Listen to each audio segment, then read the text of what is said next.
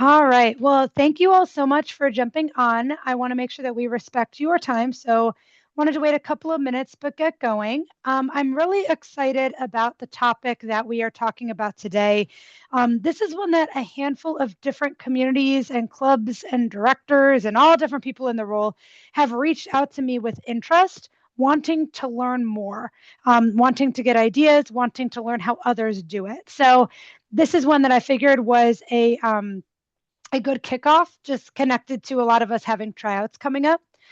So, what we're going to be doing is we're going to get going, and my colleague and friend Bo Morkey is going to be jumping on. He's having some computer difficulties, so he will be joining us in a moment. But what we'll do is we're going to kind of talk through the first 45 minutes or so, give a lot of different ideas connected to a lot of different things. Please add questions in the chat, write down ideas because we will have some time at the end for questions. That could be about items we talked about. You can ask also, I would encourage, because we do have a lot of different communities represented here tonight, which I'm really excited about. Feel free to throw something in the chat, and then other people from other communities can chime in as well. Because something I get a lot is, well, how do other people do it? How does this community do it? How does that one do it? And this is an opportunity for not only you to hear some ideas connected to what we're going to present, but also it could be maybe ideas from each other, right? The networking within our organization and our league is something that I'm really trying to build, where we could start to learn what works and what doesn't through trial and error of each other. So I always think that's a really great starting point connected with it. If somebody could put in the chat or unmute, can you see my screen okay?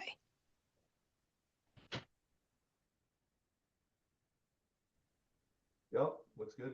Perfect. Awesome. So all I needed was one. Everybody else, I hope you can as well. So what we're doing today is we're going to be talking a little bit from the lens of try us out. And when Bo gets on, he'll be able to explain because this idea is really something that he created for his organization out of New York. And it connects to what we're going to talk a lot about for the next several minutes in the idea of tryout should be a two-way street. It shouldn't be just you assessing and you evaluating. It should be an opportunity for returning players and families, but also new players and families getting to know what you're about as well. So instead of thinking of it as a tryout, changing our mentality to try us out is a really good opportunity because, again, it's a way that you can now market your club, market who you want to be. And we're going to talk a little bit more about that in a couple minutes. So just a real quick, who are we? So hopefully many of you have heard my name, know who I am. So just my name is Marcy Schwartz. I am the OHTSL Director of Coaching. I also work for US Club Soccer. I am the Education and Development Specialist for the organization. What does that mean? It means that I help our Director of Coaching Education oversee our 200 plus coach educators nationally, help them with everything and anything that they really need. So I do that. I also work for US Soccer. I teach the grassroots, the D, and the CTL1, which is the director of coaching license, and then also soon to be the CTL2. I'll be teaching this fall, which is the second level of the leadership pathway. And then I'm also what we call a educator developer for US Soccer for both the grassroots and the D license level. So I wear a lot of hats. I also am a full-time stay-at-home mom to a 4 and a 6-year-old, where we have just kicked off soccer with both of them in the last couple of weeks. So you always want to laugh, go watch 4 and 6-year-old soccer. It makes me laugh every single day. My friend and colleague who will be joining in a couple of minutes, Bo Morkey, I've worked with him a lot of years, and he's wonderful and so knowledgeable. He works currently for Eastern New York State Soccer as the technical lead of coaching, education, and development. In addition, he is the technical director for a club in the New York area called Eastern Football Club. It's actually New York, Connecticut. He also works for US Soccer. He is a grassroots D, C, and CTO1 educator. And then he recently got a really wonderful opportunity to become an athletic director for the Hendrick Hudson School District. So he oversees a lot of different sports, a lot of different teams. But again, what we're going to be talking about today is how can we make tryouts an avenue to support what your needs are as a club, but also the needs of those that are participating. So as we get going, the first thing and the most important thing is that we understand what is our club identity. So for all of us, I challenge you to think about your organization and you think about who makes that up. Who are the stakeholders involved? That's the first thing we need to be thinking about because that helps shape what we want to accomplish. The next thing is, do we have a mission? Do we have a vision? Do we have values that we can lean on and maybe even principles connected to behavior? When we're thinking about each of those, it's really important because the foundation of what we do has to come back to our club identity. When we think about parents, it's how we communicate. How are we going to tell parents what we're trying to do with tryouts, what that looks like, what our organization is? Within the lens of players, who are we going to select and why are we going to select them? Right? What is the process that we might go through and what does that look like? And then when we think about the game, how do we play it? What does soccer look like within our organization? How do we prioritize development over results based? What does that look like and how do we want that to be? And that helps decide what we want to assess when we're thinking about tryouts. So again, looking at all of these different components, you're going to hear me say a lot the idea of that your identity is going to help drive who you are, what you want to be, and how you're going to get there. So when we think about the idea of club identity, and for some of us, we might be in a spot within our organization where we're just starting out or the club's just starting out and figuring out, we need to think about how does our club identity now connect to tryouts? And it's actually the best starting point because honestly, you really think about your year kind of starts at tryouts and then it works through and then it recycles. So when you can think about who are we, what do we represent, what do we look like, what do we want to look like in culture and philosophy, in representation, all of these different ideas, both from a marketing standpoint, but also from an inaction standpoint, it can help us decide how we want our tryouts to look. What do we want them to look like? What do we want them to feel like for players? Because for many times, in a lot of places, it's a very stressful environment for both the people who are running it as well as the players that are participating in it. But it doesn't have to be. And it's really, really important that we keep that at the forefront of what we're doing. So what are we going to be talking about today? We're going to be talking about tryouts from the lens of 4 phases. So the first one is going to be the why and the who. So kind of again connecting to that identity that we talked about, but then also the people that are involved that are going to help us get to where we want to be.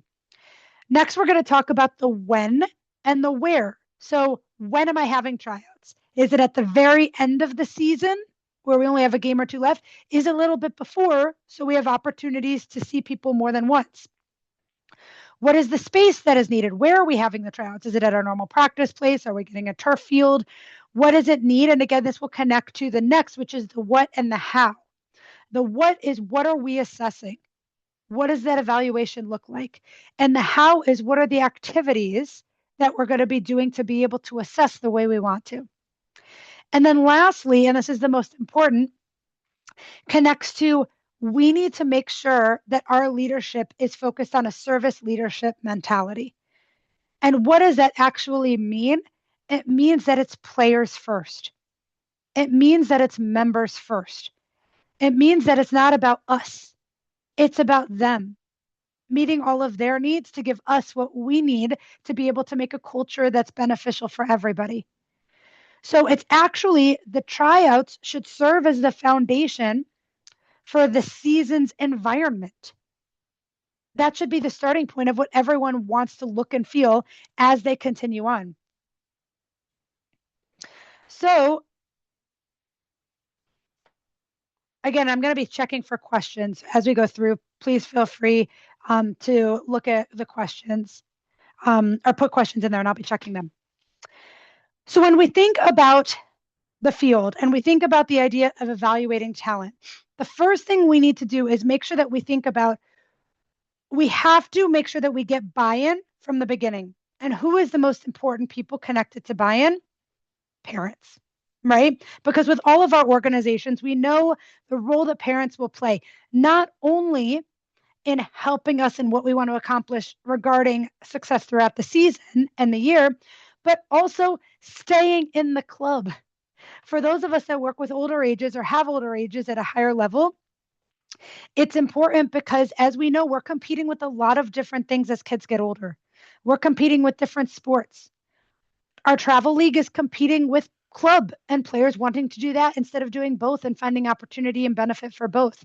So the more that we can get parents to understand the value connected to what our club can bring, what we want it to look like, the identity that we are and who we are, the better it will be. So we need to make sure that during tryouts, at the beginning of tryouts, we do what we call like a parent town hall, right? We have somebody, ideally a club leader of some sort, a director, a president, or even a coach, right? Somebody who knows the club in and out and can answer questions, should be communicating that identity, should be helping people understand what they're signing up for and what that looks like, should be understanding who these players can be if they're a part of the organization. In addition, this should happen while the kids are being assessed. And the reason it's important it's happening at the same time, because honestly, you'll get parents that are very, very involved in the tryout. And the more you could keep them focused on the town hall, the players could actually play and do what you want them to do. In addition, it allows for the parents to ask questions and really focus on what are they signing up for. Because with tryouts, even for ones that are returning, they might want to know, well, why should I stay? What are you going to provide me now that I've been a part of the organization?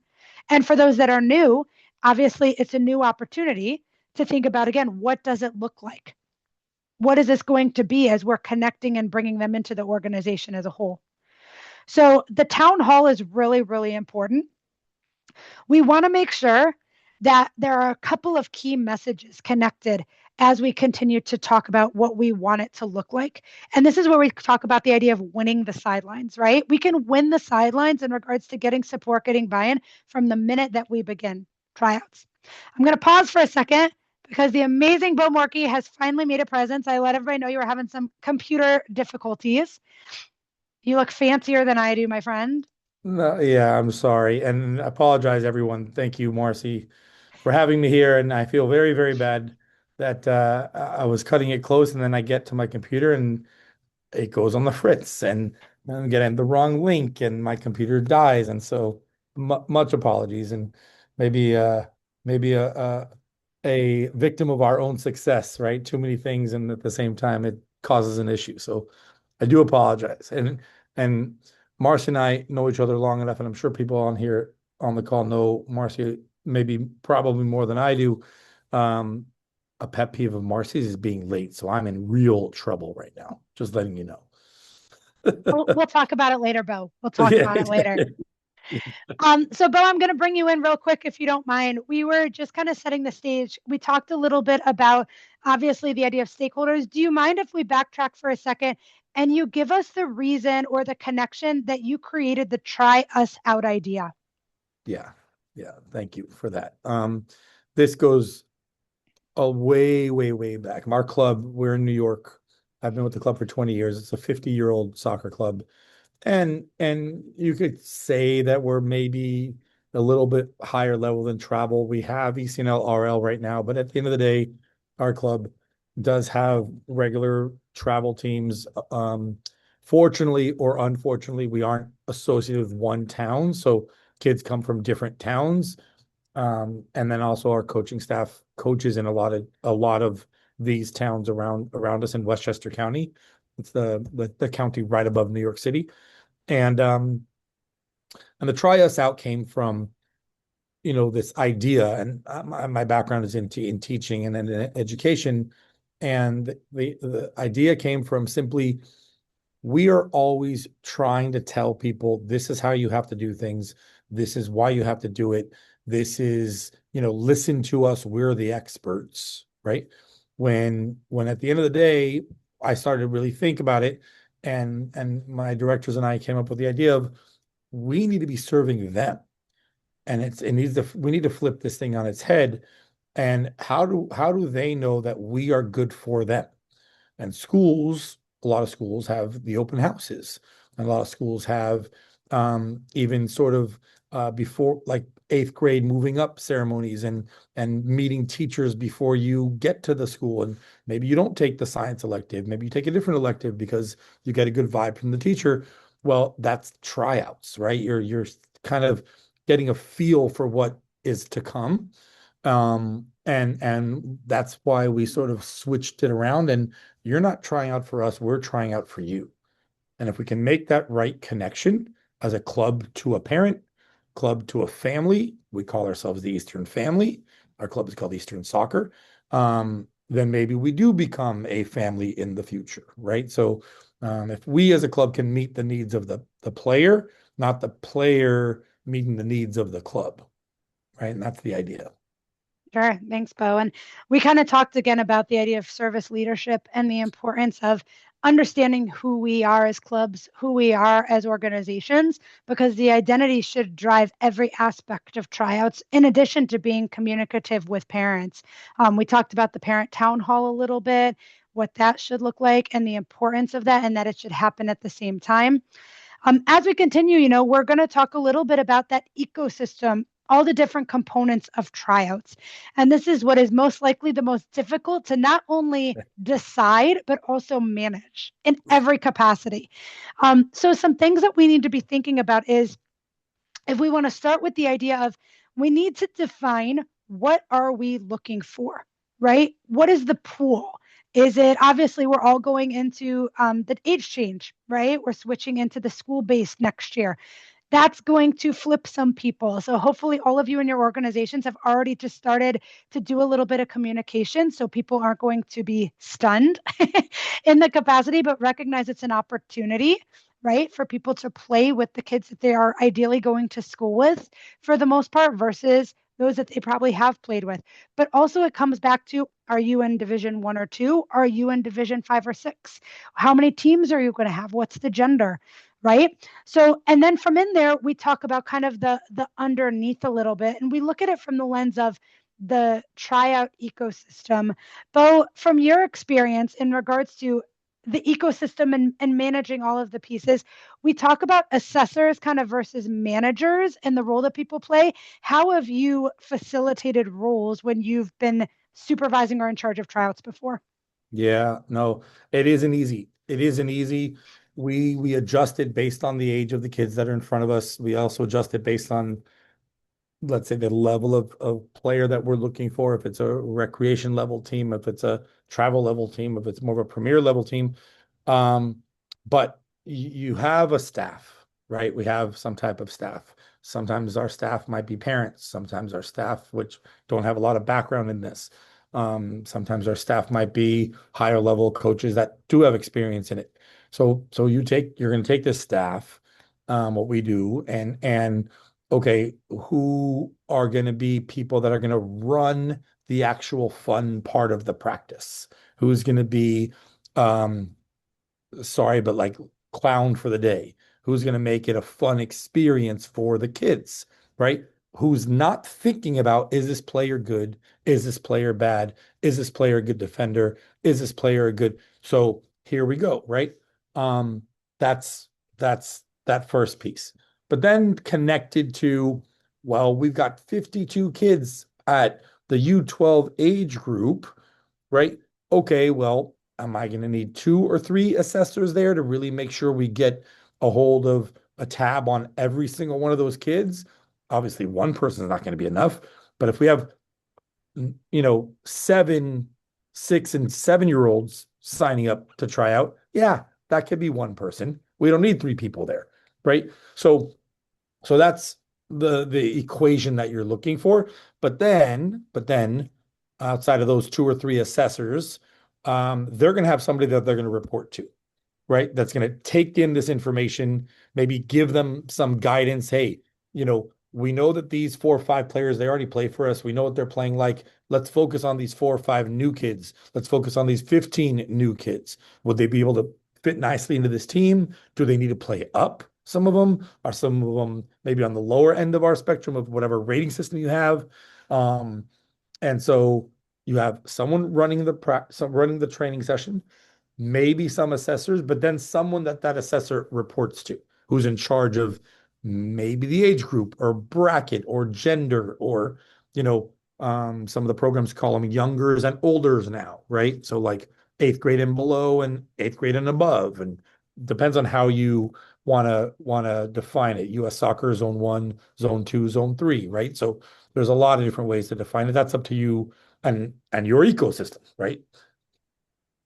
No, thank you, Bo. Another thing for us to think about too is I know a lot of our clubs, we're all different sizes. So we have some very big clubs in our league. We have some clubs that aren't as big in the league. So for some, they may not have a lot of volunteers. So how do you kind of organize these roles? And we're going to get in a couple of minutes activities, right? What does it actually look like? But when we're thinking about the people component, how do we, if we don't have a lot of volunteers, how would we work that out? And how would we connect what the assessors are doing versus the managers or those that are coaching? How would you work that out if you have less numbers to help with managing? Yeah, I mean, what you're looking to do is what activities are you having the kids do, right? If it's very labor intensive activity where you're giving them specific instructions to dribble around cones and get things like now that requires more manpower. So what are things that you can do that you're still going to have make sure the kids have a fun time? That's something you cannot forget, right? A tryout really should just feel like a practice, right? If a tryout feels like these kids are now being scrutinized and they're testing, no one likes that.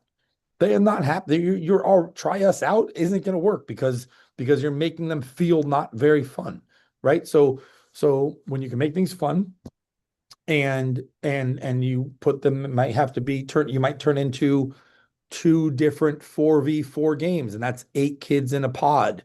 And those 8 kids now can be assessed by one person. Or you have two 4v4 grids, and that's 16 kids, and one person can assess that group of kids. But 16 kids get to play, and maybe 3 kids are on the outside of that, and they're rotating it every 3 minutes, and that can be on a whistle, and it's pre-planned, and not a lot of managing has to happen. But you got through 26 kids pretty simply, right? Or what has 24 kids pretty easily, you know? So that's where you have to be creative, space, number of kids, and then do you have the right kind of person to the person with the right know-how that can manage that. The other part to this is preparation, right? Do you have a few meetings? Do you literally on a PowerPoint, sheet, Google sheet, map out the field, right? U12's here, U14's here, U9 girls here, right? This is where they're going to leave their bags. This is where the balls are going to be sitting, right? This is where the activity is going to happen. This is how many small goals we're going to have, right? And you build it all, and it can get tweaked and it can get adjusted in the minute, but it's pre-built. Well, what time are we arriving at the field? An hour and a half before this trial begins, so that everything's perfect, right? The parents should not be seeing us put anything down. It should already be there when we get there. And that just totally, totally calms the environment. Absolutely. And again, I like that you mentioned the idea of creativity. Something that I've even done is I've even brought in parents, not for any connection to assessing, but just player management, especially if you're, starting Oh yeah. U8s, U9s. We start our league at U9. So if you're getting the new kids, have some parents that you may know who've either been in the club or have olders come Yeah. in and just help manage. Another idea is if you have the youngers, get some older kids to come help, right? Again, for Yeah. not for any point of assessing or evaluating, but this is where we talk about the different roles in managing versus assessing. And you Right. can have anybody manage. Right. You need specific qualified people to assess, right? Yeah. So Yeah. realize you ideally want to be intentional, and this connects to what you mentioned, Bo. The idea of you don't want your assessors having to manage if you can help it. You want your assessors assessing. So it's again for all of us thinking about the roles. And this leads into our logistics dashboard. And you mentioned the idea of preparation and planning and organization. All right, so we put a couple of ideas on here connected to the timing. And what we're doing for everyone on this call, and I want to say it, I said it in the beginning, these are not absolutes. You have to figure out what works for your club, your Right. space, your time, but we wanted to throw all the ideas at you so you could decide from the toolkit. I like to use it. I used it on our last webinar. And then we could start to build from it, right? We empower you to decide the how and the why. We were going to give you the tool. So we think about the timing, right? When are we running it? We talked about, is it in the middle of the spring season? So we have a couple weeks after. Is it toward the end? What might be the benefit, Bo, of not running it the last week of the spring season, giving yourself a couple weeks buffer afterward? How might that benefit? Well, again, try us out, right? It's the experience that these kids are going to have and leave with, as well as their moms and dads, right? Couple things as well is, when is everyone else having their practices, their tryouts, right? So you're fighting against that sometimes, okay? Because the competitor, the other club, the town near you, they had their tryouts 4 weeks earlier. Why haven't you done yours yet? And this stressor, right? One, two, what's happening in schools? So there's school events that are conflicting with these events, and well, is he or she going to X school, and we don't know yet. Well, they're going to play modified sports and we don't have modified sports, and if I don't know what team I'm going to be on, how do I know what team I'm going to be on for modified sports? So you need to take all of that information, and maybe it behooves you to do, see, April 1 season began. Well, April 30th we had our tryouts, and we have our tryouts ready for next year. And now that we're prepping for next year, um, so that we can have a sort of a smooth, easy May and June, season ends and we're on our way. We don't have tryouts. We wait till June 15th. Season's over, season's ending. Um, uh, Maybe some of those kids have tryouts somewhere else. Maybe mom and dad, like, they're going to miss the last week of training because they are going on school break. I don't know, but I think you might be shooting yourself in the foot a little bit if you wait too long, because of the unknowns with the end of a school year, right? And what these kids have to deal with, specifically the spring, Yeah. right? Specifically the spring. So that, I think, becomes something you fight against. I also feel like, almost like you're adding stress through the spring season, because, like, well, what's happening next year? Well, what's happening next year? Well, what team am I going to be on? What team is my friend going to be on? And all these unknown. Well, did they talk to you yet? Do you know what we know what's happening? Do you know? And now you have that every single Saturday and Sunday, and moms and dads are talking to each other, and some of these moms or dads don't show up on a Sunday, and then the fourth or fifth or sixth Sunday they finally do. Well, no one told me about anything that's happening next year. I think it just, you leave this, like, unsettledness out there. So doesn't mean also do it week one. You don't want to know what happens here in New York, where seasons don't begin until March 25th, but clubs had tryouts March 10th. How that happened, I don't know, right? I don't get it. I don't get it. I really don't get it. So, No, yeah. that's beneficial, right? And it leads again into the duration. Um, I get asked a lot again, should we have a 1 day tryout or should we make it 2 days? And this comes next back again, we're bringing it back to the tryouts out, but also these are children. Children aren't going to have good days all the time.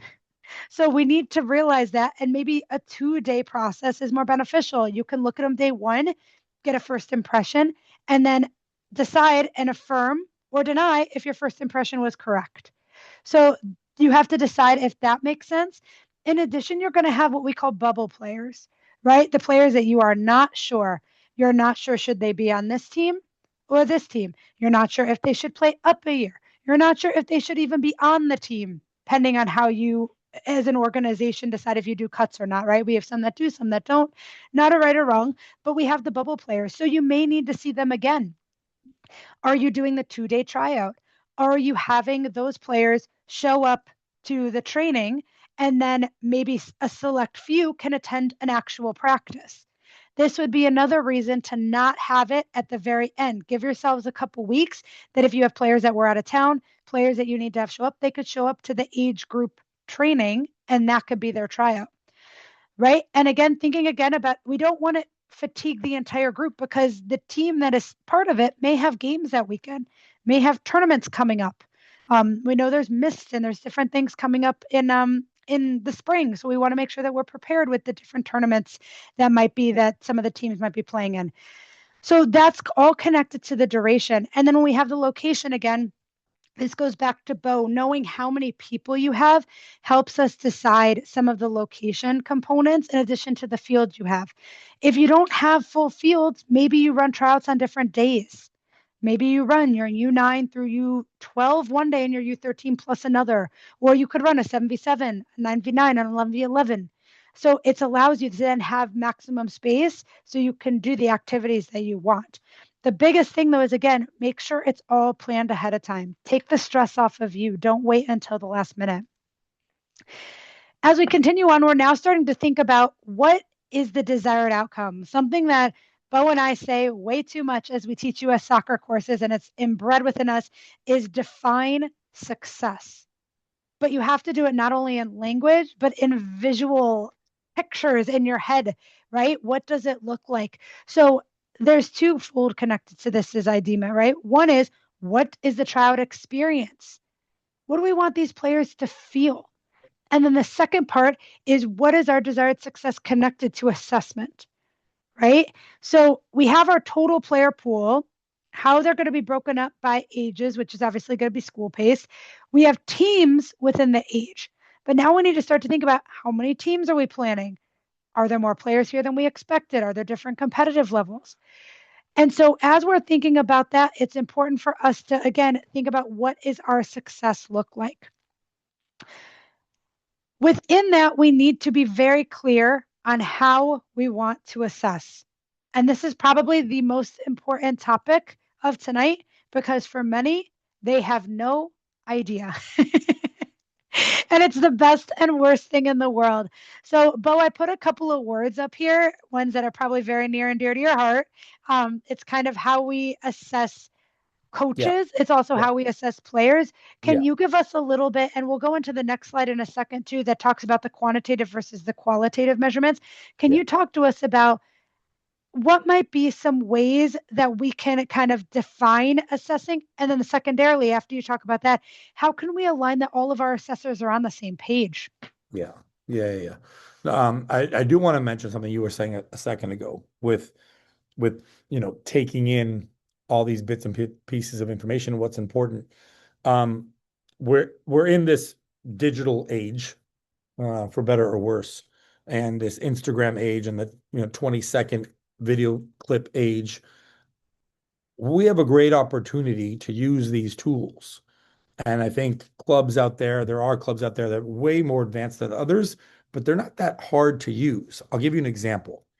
Imagine if you were to take 4, 10, or 12 or 13-year-olds, 14-year-olds, maybe even 8-year-old, and you have a 20 or 30-second little video clip, right, of what it was to experience the tryout, right? And you have them give a little testimonial, and or 2 kids answering, or 3 kids answering some questions, right? That allows them to describe what they experienced, what was fun about it, what wasn't fun about it, why you want to be part of X club, why you are part of X club, how does the club make you feel, why do you want to come back to that club? If you put that in a video and you have a rotation of kids, 3, 4, 5 of them, with maybe a little sort of B-roll video clips of the actual tryout. Now you're making it very tangible, not this like weird unknown Thursday at 6 p.m. under the lights. You're going to be assessed and you're going to be in a tryout. And what does that mean? I might not make the team, and all these unknown questions that freak people out.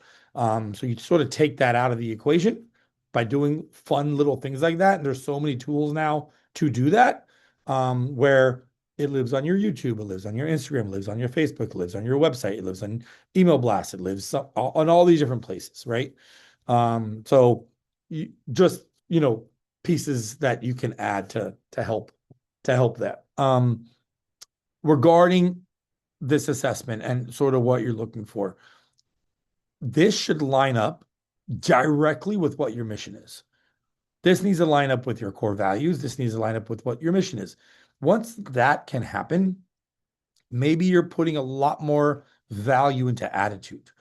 Maybe you're putting a lot more value into skills because you're looking for a certain type or certain types of kids for a certain type of team that's going to needs to be a very skillful team because of the league you're about to join or the division that you're about to join. Um, you need to decide, where you're going to be, uh, rating slash gauging these kids for your club, um, based on your club's needs. Sometimes, I hate to say it like this, but like beggars can't be choosers. Those are the 12 kids we have, and that's it, right? It isn't like all of us have 500 kids for 10 spots, right? We aren't some of these European huge clubs, and we're not supposed to be, right? It isn't. That's not our makeup. So as these things come into play, goalkeepers positions obviously come into play for some kids. You can't have four goalkeepers on one team, right? So you're managing that sometimes, but it leaks into the quantitative, qualitative, concerns that you may have. But the you need to decide what are the attributes you're really looking for. Maybe you're going to decide as a club from 10 years old down, it's attitude. Maybe you're going to decide 13-year-olds to 10-year-olds, we're really going to be focusing on skill development and skills. And then 13, 14-year-old and up, it's going to be, yes, attitude and skill, but now do they understand what a flat back four is versus three in the back versus 4-3-3 versus 4-2-2, 4-4-2, right? So again, if that lines up with who you are, defining who you are is huge. Then it might help guide you there. Which leads us to quantitative and qualitative. No, thank you, Bo. Right. It's again, it comes back to you have to decide, right? As a club, as an organization, connected to what Bo said, your identity should drive it. What is the kind of player that you want in your organization, right? If you had to create a player profile, what what does that look like in a utopia or an ideal world? And that's your starting point. Recognizing that none of them are going to be there, but what qualities do you put more priority on than others? And that's an important component to be really thinking about. When we think about quantitative versus qualitative, this is very, very, very important. And everyone can get me on my soapbox when I teach the CTO one. I'm sure you're similar, Bo. I don't know about you, but what we have our directors do, and Bo and I teach this on a national level. So we've seen directors out of every club, the smallest of the small to the biggest of the big, and everything in between it, all different roles and levels. But they have to use an evaluation form. The directors do it for their coaches, but we've seen what IDPs, right, which is called individual development plans, look like for players in regards to an evaluative system, whether it's for a tryout or just the process of evaluation throughout the year. And one of my biggest pet peeves, and I will just say it straight up, is when people use quantitative data as the driving force without having an accurate measurement connected to those numbers. Yeah. So for instance, if you have a 5 scale on a specific quality, a specific skill, a specific component, you need to know exactly what a 5 at that age and stage looks like. And ideally, so does every player. And the problem is most clubs don't. Yeah. Yep. And this goes back to what you mentioned, Bo, about ideal video. Again, we are all travel organizations here, so some of us have more capability and resources than others. We're all kind of cities. We're a huge league. We have a ton of different organizations, a lot that are represented here today. I'm so excited to see so many people on the call. But something for us to think about is within quantitative data, how can you get everybody to be looking from the same lens of those numbers? Because if I'm rating a kid on a 1 to 5 scale based on their dribbling, and Bo is, but we haven't said what does a 5 look like Yeah. exactly. What does a 5 mean? Our numbers are going to be off. Yeah. And now if you use purely quantitative measurement and say, well, 5, 2, 6, 1, whatever that number is, there's no meaning behind it. So a balance between both is so valuable as we think about it. However, now we talk about qualitative and the holes within qualitative, right? We have bias, Yeah. all of us, right? Yeah. We have kind of what we see is what we think based on what we know, which for some is more than others. But what have you found that has worked Yeah. connected to how you measure player abilities to decide where they should be placed? Yeah, look, I'm trying to put myself in your shoes and the environment that we're in here. Um, you know, uh, I would say this. Preparation is going to be key. So let's stay on the quantitative side for a minute. You guys have weeks leading up to your tryouts. Okay. Well, maybe as a group of three, maybe the director of the club, the director of tryouts, can make sure that they connect to whoever the assessors are and whoever the coach parents are. Um, and for 2 weeks, for 5 days, go to a practice. See that kid dribbling? That's a 5 right there. See that kid dribbling? That's a 2 right there. So now there's actual tangible, oh, that's what a 5 looks like. That's what a 2 looks like. That's what a 1 looks like. So that's preparation, right? That's in terms of trying to equate to the quantitative passing. That's a passer right there. That's somebody who can receive. That's a good reception. So that's like a 3 reception. Okay. So if you're going to go that route, if you go that route, right? Um, the other piece is uh, the qualitative part, and we do this in our club, is do you guys have player evaluations, right? Well, what are your player evaluations? So if you do them quantitatively or qualitatively, hopefully both, right? Well, you already have assessed these kids at some point. So you know that this kid behavior and attitude is amazing and awesome. Great. Well, maybe some brand new kids that do come into the club, you can't really assess that so quickly in a 1 day tryout. But if you do know or have their data from another team, from another coach, from someone else in the club that's in your club because you use the similar formula, then you have something to go on. Let's say it's somebody completely brand new because you do get brand new kid tryouts. Great. Have them come to a couple practices. Have your tryout, but invite them to a practice. I don't know if you're allowed to do that, but if you could do that, now you get a good feel for that person after not a 90-minute or an hour and 15-minute one tryout, but for 5 days you went to 2 practices. That's an extra, 3 hours that you got to be around this kid to see if is he going to gel with this team or not. You know, where you can add more of that qualitative experience into it. Um, so, so yeah, try out data, prior knowledge, all these things are going to play or should play some factor in your evaluation process. It's important too, right, to think about as an organization, you all have to decide how much weight are you putting on prior knowledge. Because again, as we know, kids on tryout day are nervous. They will most likely, most of them won't perform at their best. You'll get the outliers who it doesn't matter the day, they're just going to be who they are. But most of them will not be at their best level on tryout day. So if you decide to put all your weight on tryout day, then you have to put all your weight on tryout day for every single kid.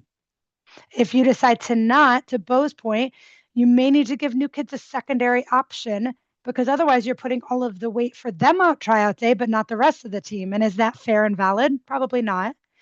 So you need to think about how can we create equality connected to what we're assessing and how we're assessing it. There's not a one size fits all. I wish we could give you the magic potion on what works, but I promise you what works this year won't work next year. And if it works for your U12s, it won't work for your 14s. So you need to be thinking about the needs that you have for the age that you're focusing on based on the tryout or the game format if you decide to combine ages. And then secondarily, how are you putting that weight on it? And that leads a little bit into what are we doing, Bo? What are the actual activities Yeah. that we Yeah. need to be running to be able to not only get the evaluations and the assessments, but be able Yeah. to see these kids be players. What would you Yeah. recommend? Yeah. So, you know, we have you have 7, 8-year-olds, you have 10-year-olds, you have 12-year-olds, you have 14-year-olds. Um, I'm a phys ed background as well as a coach for 26 years, right? And Marcy and I had over a decade of being coach educators now, and and and you could dive into this in so many different ways. But what are we doing with 8, 9, and 10-year-olds? But then what are you doing with 13, 14, 15-year-olds? Should it be the same? No, right? It definitely needs to be different. Uh, are you looking at who they are physically, right? You have puberty, pre-puberty as all factors in here too. And then the stress level. So I lean on, do you make it fun, right? You should not have kids in lines. You should not have kids standing around. You shouldn't have kids waiting. Those parents are just as stressed out as those kids are, and they're going to be on the sideline. Why are they just standing there? Why has my son or daughter stood there for 4 minutes and touched the ball twice, right? So that's not fun. Um, can you do some physical fitness activities that are fun and get them moving? And it's a good way to gauge like their movement, quickness, stop, go, up, down, left, right, coordination, right? Different activities like that. Go to your school district and get a phys ed teacher. Lean on somebody, right? That has a little bit of experience that can change it up a little bit and not just do your 4, 5, 6, 10 activities that you know, right? That's okay to do. Be willing, be open enough to, oh, you know what? I need a little help. Okay. And that may go a long way. Um, what are these kids doing in games on weekends? They are playing in a game. They're playing a 4v4 game. They're playing a 7v7 game. Put them in games. Put them in 2v2s, put them in 3v3s. 1v1s is okay. And then adjust that. The more fun you can make it for them, the better. That doesn't mean you can't have 15 minutes of a little scrimmage to start the practice. And then right in the middle of the little scrimmage, another little activity where they're dribbling through cones like this activity is showing us. And then go back to it, right? You can totally change things up that way. But would you do that the same way for 8-year-olds as you would for 14-year-olds? No, you have to adjust it, right? Um, if you do have people in your club that are knowledgeable with, let's say, the needs of an 8-year-old versus the needs of a 10-year-old versus the needs of a 14-year-old, then put those factors into play. The other thing to think about is, what are your goals? I want the 12s to reach this. Okay, well then start to put those puzzle pieces there. I want the 14-year-olds to get to here by the end of the year. Well, how are you going to build that? Right? What tools do you have? What players do you have to build that? Um, so I also feel like kids like to succeed.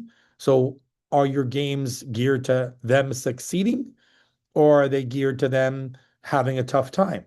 Then they're going to be frustrated. They're already stressed out and now they're frustrated versus a game where, maybe it's even an activity where every single player has a ball dribbling through gates and they score goals in 5 different little pug goals and then go find somebody else's ball. But guess what? Mom, I scored 8 goals today, right? And you got to watch a lot of dribbling and shooting and passing skills in that little fun game that you did, and they're exhausted, right? So there isn't a one size fits all, but I think you need to tailor it to who's in front of you. You also have to tailor it to their age, and then don't be bashful on going and getting some experts around you to help you, lead to have them lead you to maybe some more successful activities for these kids. Something that I did that is not even that like cool of an idea, and I have no idea why I didn't think about it right away. And I'm sure you know this, Bo. So I'm gonna say this like it's the magic potion. You're gonna be like, oh, I've been doing it for years because that's what Bo and I do. Is probably about 3 years into my role as an executive director at one of the travel clubs. Before I stepped away a couple years ago, on the trial registration, I added parent occupation as a line item. Why did I do that? because we have so many experts in our own organization that I Yeah. had no idea. Yeah. So guess who was running my summer optional like kinesthetic training? My dad, who actually was a former bodybuilder, and he also has degrees in it. He's a Right. personal trainer. He would Right. volunteer for that, right? Right. Guess who was helping me align understanding age and stage? Two middle school teachers or two elementary school teachers that I didn't know. Guess who was wonderful for me when I knew who had a medical background and was on the sideline because they were a parent, Right. right? When we needed a fundraiser, I had a mom who built out a cookie dough. Talk about the best thing ever, a cookie dough business. And so, guess who was our fundraiser? So, I didn't know all of this, though. It's a wonderful thing. So, I would add all of you before tryouts begin, add that as a line in a parent occupation because it can help you here in addition to later on. But maybe I missed the boat. I figured that out late and I thought I was the coolest kid in the world. Don't know if I was or wasn't.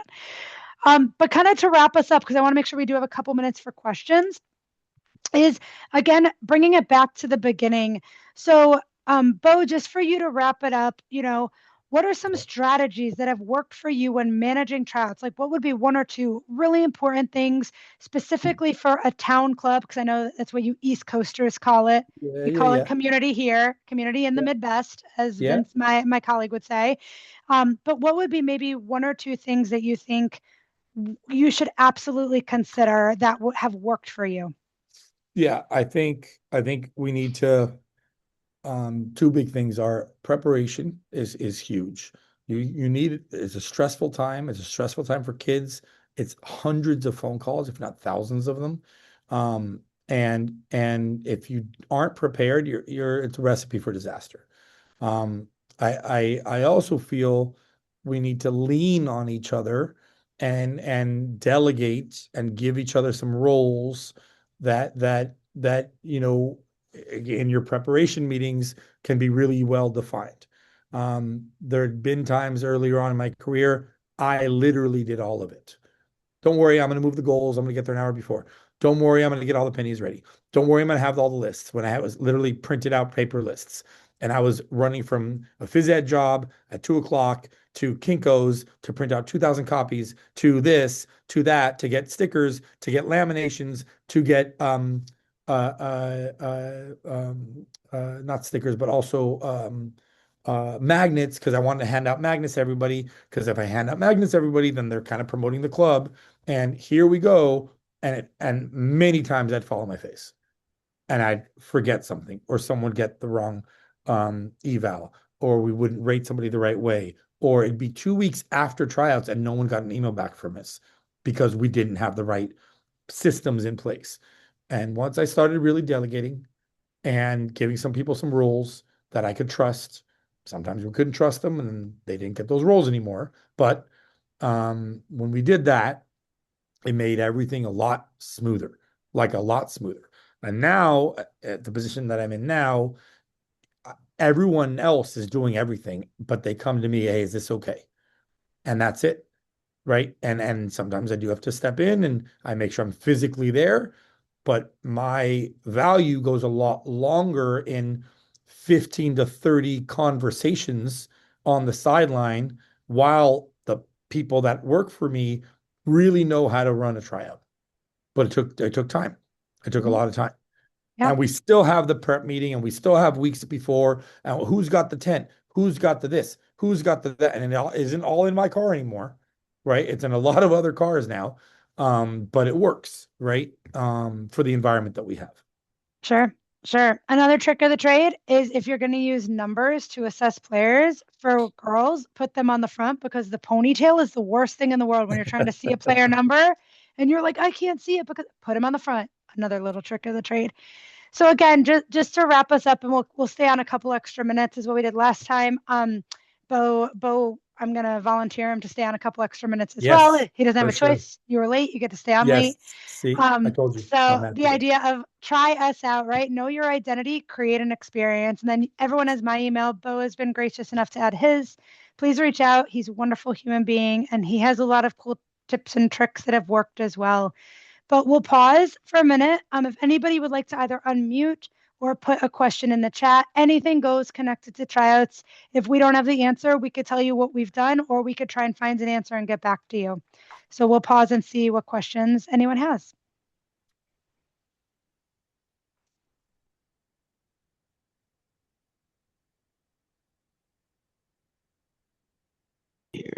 Do you have hey Marcy, do you have Hey. a true no, or I guess it's hard to put a number to it, but like evaluator, assessor to a max amount of kids? You know, we're our tryouts are actually next week, or evaluations. So this was ideal. Listen to you all talk, but we're just trying to get an idea of how many people we want looking at these kids. I'll go ahead. I'll let you chime in. Yeah, so I've been in environments where here's 18 players, you need to rate them 1 to 18. And the club did that, a town, which actually in our organization, Mark, we do call it communities, our community program, just so you know. There are towns around us, but we call it community programs. One of our community programs brought us in, and you got to assess our kids so that, you're an impartial group, and okay, great, rate them 1 to 18. Because then if we rated them 1 to 18, like who's first, who's second, who's third, who's fourth, then that way we can show it to our parents and they can't really get upset with us. Like that was the rating system. These were kids that just stayed in the club and they're going to move on to the next stage anyway. And we did that. When it was that environment, because that was the metric and that was how they want to do it, well, then we had it basically one coach would do that because he or she had to look at every single one of those 18 kids, right? We, in other situations, when they're younger, so 10 years old and younger, higher than 10 to 1, maybe 12 to 1 is hard because there's so many kids. Okay. And bathroom, injury, water, fall over, doesn't want to play anymore. And it pulls you away, right? So 15 of them, 16 of them, hard to manage by one person, like almost impossible. So 15 to 1, you would need two people at 10 years old and younger, right? They're 13 and 14. Well, those teams are 18, 19 each anyway. They play 11v11 soccer. So 18 to 1 is a sort of a norm. And the kids are used to that. If you're lucky enough to have 2, even better. Then you're back to a 10 to 1 ratio, right? So, Marcy, would you agree? I mean, that's what we've always used. Yeah, I think again, you have to think of it from 2 different lenses, right? You need assessor and manager. Right. Ideally, you could have 2 people, one who is managing what is happening and one who is not managing and one who is truly assessing. So the ratio comes down from the lens of like coach to player, but right. They're playing different roles. There's also a benefit if you have the right number of people. Bill, and I know you asked this question, so it depends on if you do. If there's 2 people, then you get 2 more resources connected to evaluation. So right. If I saw something and Bo was there and he didn't see it, well, now that's a conversation that's really good to have. Mm-hmm. If you're using one person, that is it. So mm-hmm. What they see goes. So that person mm-hmm. better be your best person because that's all it's going to be. So there's always a benefit to a second or even a tertiary person to do like a check, right? And it's not necessarily saying that you're wrong, but 3 eyes are better than 1. Yep. So it's a lens of, especially if you are and I mean, again, we're all reformulating our teams this year. Most of us, right. We have a couple of communities who are already school-based. They never went back, so they had a hurdle the last couple of years. Now they're in a good spot. But a lot of us were reassessing. So you need to, I would say that ideally, what you would normally do is, again, 18 to 1, if you could make it 18 to 2, it's just beneficial for our checks and balances. But it's more from the assessor lens than the manager lens. And that's where think about those as 2 different roles. You really don't want to have the same person doing both because to Bo's point, then you're not going to have a great measurement connected to the evaluation process and what you want it to be. And I'll add this, go back to parents and an extra dad who's not assessing anything, but making sure every little managerial issue that might come up is taken care of so that the 2 assessors or assessor can assess. Yep. right? He's going to handle or she's going to handle water breaks, extra oranges, God forbid a scrape, whatever, right? Because that's just more minutes taken away from the need of assessing. Perfect. Yep. Yeah. Thank you very much. Awesome. I have a quick question, Marcy. Hey, Hi, Bo, Gina. thanks. I guess it's not a quick question. Really, I was just looking at like, could you paint a picture at what a 7v7, like, maybe you start with 4v4 game, you go into a little bit more skill base, and then you jump to sevens and just play, versus, a U12 age group. What would you throw into that what might be a little bit different? Obviously, with the littles, you may throw a game in or something, but kind of just painting that picture of what you do with your club, maybe with your different clubs. U12 meaning 9v9? Is that what you're like? Yeah, Like yeah, jumping to old? Okay. right. Like, yeah, last year, even U13, you're jumping 11s. How many kids would you have? Say you're talking, with the 77 Gina's at a group. big club. Yeah. So bigger, that's why I'm asking, your perspective with your club. So size wise, if you have 50, 60 kids out there, you have multiple evaluators. We typically bring in a couple high school players to do exactly what you're talking about, bathroom breaks, tying Yeah. shoes, all that kind of stuff. Yeah. And they're fantastic, helping with that kind of stuff. And then we have assessors doing their jobs. But kind of, I'm just interested to hear your perspective on how your tryout just changes a little bit, and maybe some ideas on those quantitative, qualitative, like an exact example of that. Mhm. Um, so that happens to us. And right now at U13, we have 3 different teams, right? So it's almost 60 kids. Yeah. And so I feel your pain with that. It's not easy. I feel like what we don't want is kids standing and watching, right? Right. That's Right. sort of like the be all end all, not what we want to have happen. Exactly. Right. Having said that, it may happen, but what I like to do is these 18 boys or girls have been playing with each other for a year. Well, we Sure. already know them. We know what that Right. is, right? Right. We know what the other 12 or 15 are. We know what the other Yeah. 15 are. Great. Mix it up. Mix it up, Okay. right? Yeah. So defenders, stand over there. Midfielders, stand over there. Forwards, stand over there. Great. 5-5-5 new team. 5-5-5 new team, right? And Yeah. we're going to put them into 3 different sets of 4v4 games. Okay. Yep. For example, and assessor, look at skills, watch attitudes, watch reaction, watch who doesn't get the ball passed to them and why, right? So all these different little things that can happen and do happen are ways that now you're seeing how does this work.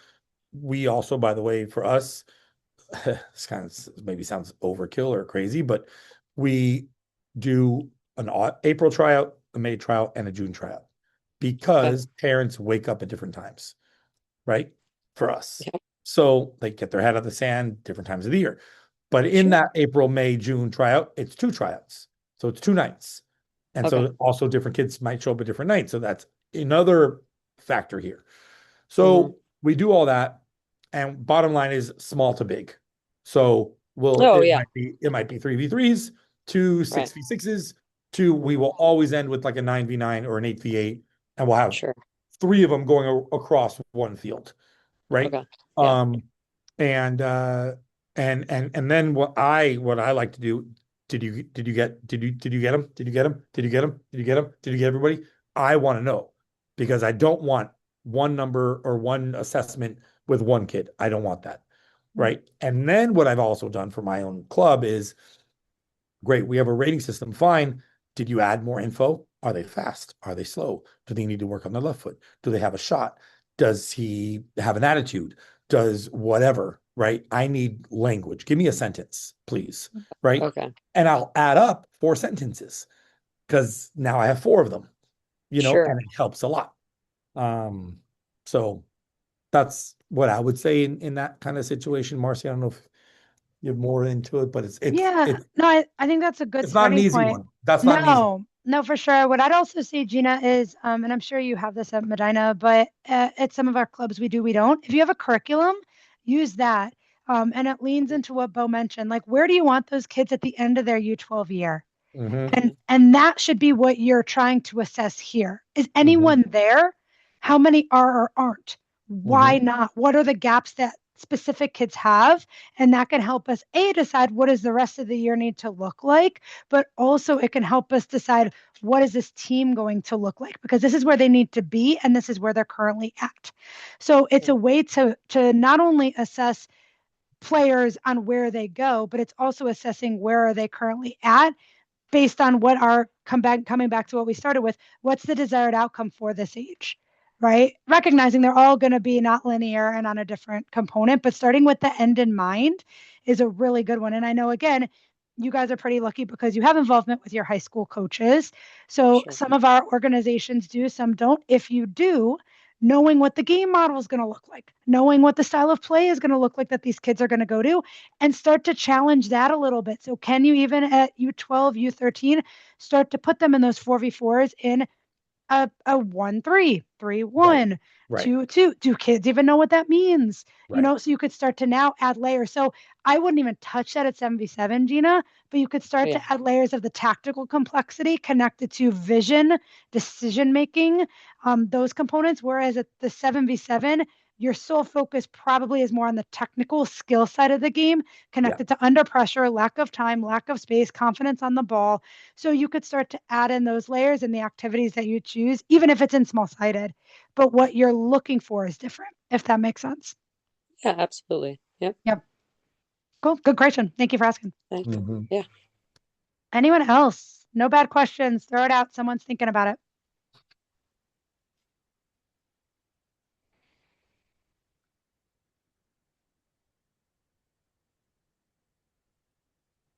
Do you, hey Marcy, I know you and I've talked to this topic quite a bit. Oh, yes. Hey, Eric. How are you? Uh, Sorry I was a little bit late, but the how do you handle the call it ABC team structure through the tryout process? And especially as you think about the different ages, so if I think 7v7, you still try to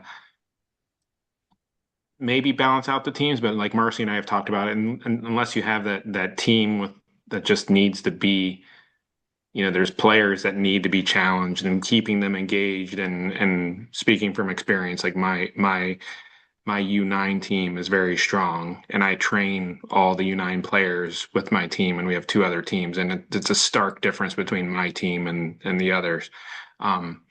So it's hard. You don't really necessarily want to break that team up, but we try to get the other teams exposed to us so that they can see what play is like. And when I think about that with the tryouts, I hear the, kind of spread the kids around. Do you eventually kind of pull that group together to see them playing with each other at the tryout to see how they interact and compete against each other? And then the bubble players, you kind of slot them in a little bit to just see how they maybe and engage with that team. Hopefully that question makes sense. And then as I also coach my U11 team, which we did the first kind of Highland always kind of did on the girls' side at least, pretty even based teams, and we started changing that recently, and it created some dynamics. But we were trying to keep girls from leaving the program because the older they got, the more frustrated they got with the competition level, and so we're working through that dynamic as we're kind of now trying to build a program around that structure. So hopefully I kind of loaded question there, but how do you think about that as you go through the different age ranks? No easy questions, huh, Marcy? You brought me into the hot seat. Jeez. This is what No, we these are do in great. Ohio. These are great, man. I mean,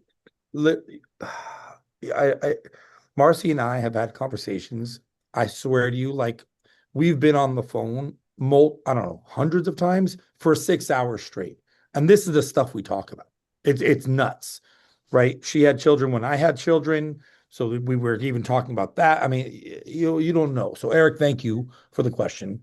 I promise you it won't be 6 hours of an answer, but it could be. So it isn't easy. You're dealing with the age-old question, and also why look up, right, Aspen Sports Institute and why kids are leaving sports, right? My rudimentary short answer to you is it needs to be fun. It needs to be fun. And whatever fun means for those kids, the weaker kids and the stronger kids, especially the weaker and especially the older, the stronger, sorry, if you're not making it fun, they're going to leave anyway. You're going to piss them off anyway. So it needs to stay fun. And the really special, special sauce coaches out there, I like to say, they have the special sauce. Whether it's a great team, a weak team, they have the special sauce, and no one leaves. And no one leaves because they made it fun. Division 5 of whatever league where they're not soccer players and they are just there, that coach makes it fun. Nobody on that team leaves, right? Yes, specifically to answer you in tryouts, many times I've taken the current team and against all the tryout kids. Let's see what happens. Sometimes those tryout kids beat the crap out of the current good team, right? Well, because we ain't so great and it shows, right? And then we'll mix it up. Defenders with defenders, attackers with attackers, really good attackers against who the 3 good defenders we think they are. And now we change that up on purpose without them knowing. I just point, but I in my head already know what I'm doing, right? So they can't figure it out. That's a phys ed tactic. And so we can do by position. Yes, you can do by level of play. You can also take your very good players and say, listen, I'm not trying you out. Everyone else is trying out. You're playing 2-touch with your left foot today. That's all you're doing. And you're giving them a private little task, right?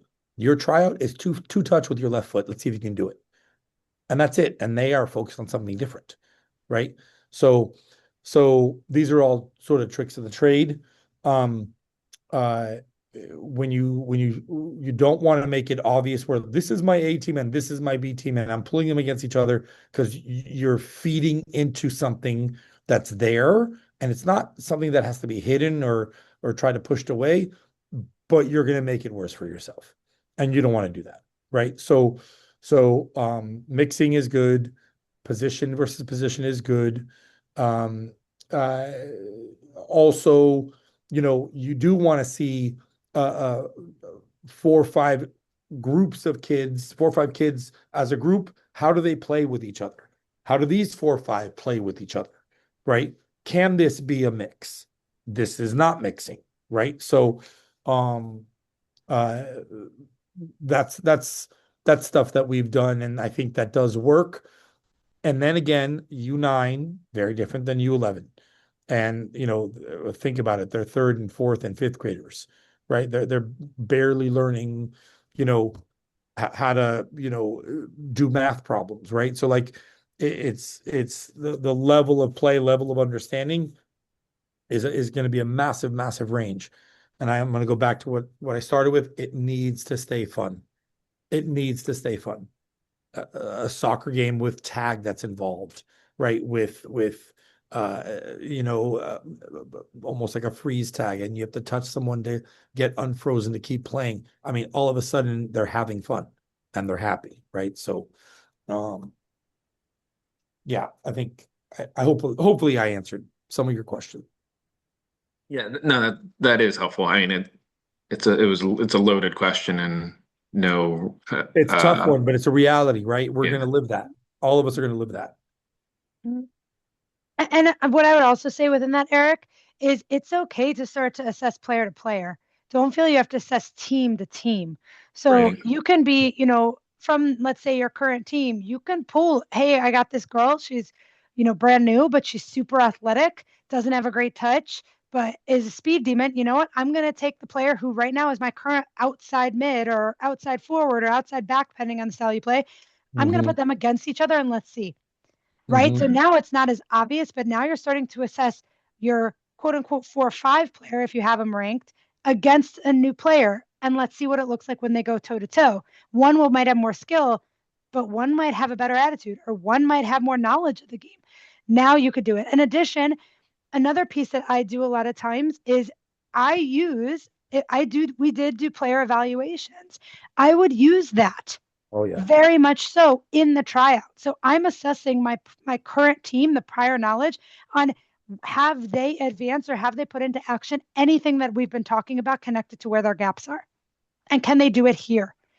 Whereas a new player gets assessed on an even playing field. So a lot of people would argue that those that are returning have the advantage, whereas I would actually say those that are new have the advantage because they're being assessed for the first time. The others are being assessed on has they put in the effort and the intention and the like their own internal, right, intrinsic motivation connected to growth on anything we've discussed. And that to me is what decides bubble players a lot more than how are they performing today. So there's a benefit to the prior knowledge, but players need to realize there's also a massive consequence to being a prior player if you use it to the right way. And I'm very clear with my returners on that. Like that's what I'm looking for is not how you're performing today. How have you decided to grow based on what we told you in February or in December or since August, right? Whatever it might be. So I think the player to player idea is an interesting lens versus feeling you have to look at the whole team connected to who's coming in. Yeah. Cool. Thanks, Eric. Maybe one more. Is there one more question that anybody has? I know we are past time, but these are so good. Any other questions? We'll leave it open for a couple of minutes, see if anybody has one. Does anybody want to come out and help Avon Lake Soccer evaluations next week? Bill, you know I'm a phone call away. Call me with stress, call me with questions. I won't be there in presence, but I'm happy to talk through anything this week that can help you. Yeah, we appreciate it. We look forward to having you guys out this summer. We're under the gun right now. Just Monday and Thursday of next week as we get rolling. But this was awesome to have. So we appreciate your guys' time. Good. And I know we talked at the bracketing meeting too. Feel free to shoot me a message if you want me to come out and do a clinic. I'm happy to. Thank you. All right. I think unless there's anyone else, I think that's a wrap. Bo, thank you so much for your time. You're welcome. You know I love Awesome you. to be I here. always love to have you. Get this man's time is hard. So we're very lucky as a league and an organization that he was willing to dedicate an hour to us. He comes with lots of knowledge, but also smiles. And you want the best banter? Watch me and him in a conversation. It's great. But thank you to everyone who came on. I love seeing so many communities represented, so many familiar faces, new faces. As a reminder, we have our last webinar of the series next week. You're stuck with me. We're focusing on roles and responsibilities of players instead of just looking at them from the lens of a formation. So feel free to jump on. It will be 8 to 9 on Monday next week. Bring questions because that's what drives conversation. Thank you for all you're doing and good luck in all your tryouts. I'm sure they'll be great. And again, thank you, Bo. We're grateful. Thank you, everybody. Thanks, guys.